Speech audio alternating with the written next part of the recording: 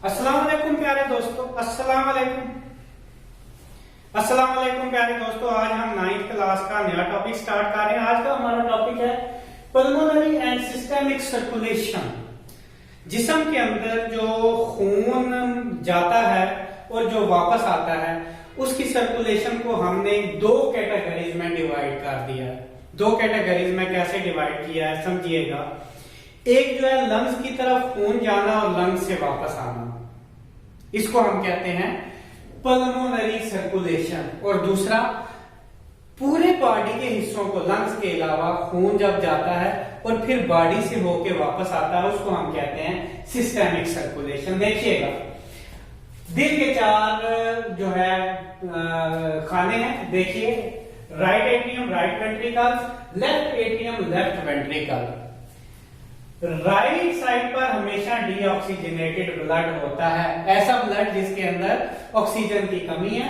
और left side पे हमेशा ऑक्सीजनेटेड ब्लड होता है जहां पे ऑक्सीजन जो है वो बहुतायत में मौजूद है।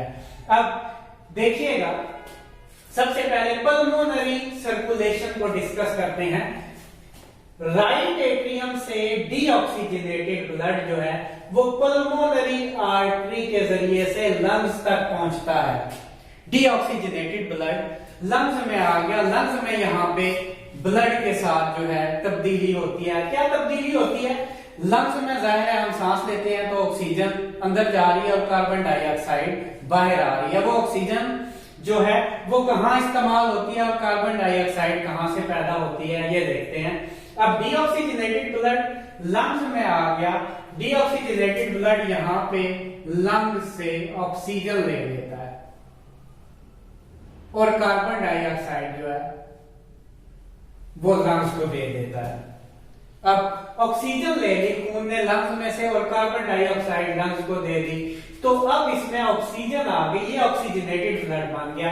अब लंग से आगे जो आएगा वो ऑक्सीजनेटेड ब्लड होगा। यहाँ पे अब ऑक्सीजनेटेड ब्लड आ रहा है। ऑक्सीजनेटेड ब्लड कहाँ पे आ गया?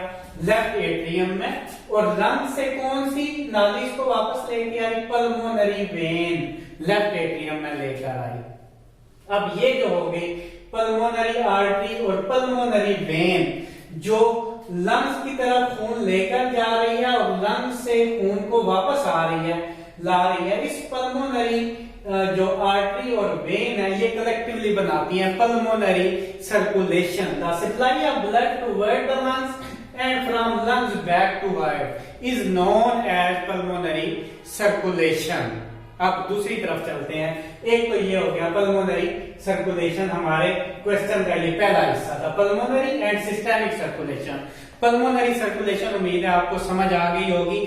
जब खून दिल से लंग्स की तरफ जाएगा या लंग्स से वापस दिल की तरफ आएगा तो ये जो सर्कुलेशन है इसको हम कह रहे हैं पल्मोनरी सर्कुलेशन। अब देखें, यहां लेफ्ट एट्रियम से ऑक्सीजनेटेड ब्लड अपना रास्ता लेता है लेफ्ट वेंट्रिकल में। ये ऑक्सीजनेटेड ब्लड है। ऑक्सीजनेटेड ब्लड अयार्टा के जरिए से पूरी बॉडी को सप्लाई होता है। अब बॉडी में आपको पता है ऑक्सीजन यूटिलाइज हो जाती है और कार्बन डाइऑक्साइड प्रोड्यूस हो जाती है। तो यहाँ पे ऑक्सीजनेटेड ब्लड जो है बॉडी में आके डीऑक्सीजनेटेड ब्लड में कन्वर्ट हो जाता है, क्योंकि ऑक्सीजन जो है वो यूटिलाइज हो गई है।